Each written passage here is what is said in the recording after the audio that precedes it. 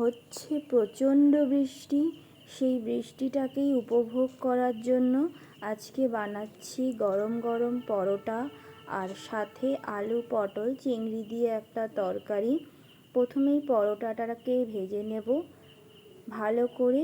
আমি কিন্তু খুব কড়া পরোটা পছন্দ করি না, কিন্তু আমার বর কিন্তু একটু লাল লাল পরোটাই বেশি পছন্দ করে, তাই দুজনের জন্য দুরকমভাবে ভেজে নেব।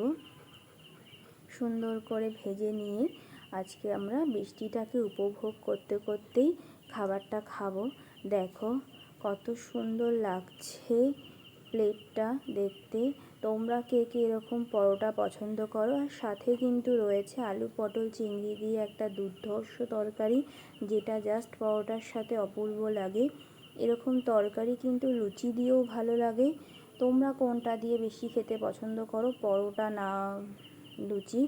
অবশ্যই জানিও। বাইরে বৃষ্টিটা উপভোগ করতে করতে আজকে সকালটা আমাদের খুব ভালো কাটলো। তারপরেই খেয়েছিলাম আমরা চা। বৃষ্টির দিনে চা না খেলে দিনটা একটু অসম্পূর্ণই থাকে। আজকের ভিডিওটা এ পর্যন্তই। টাটা।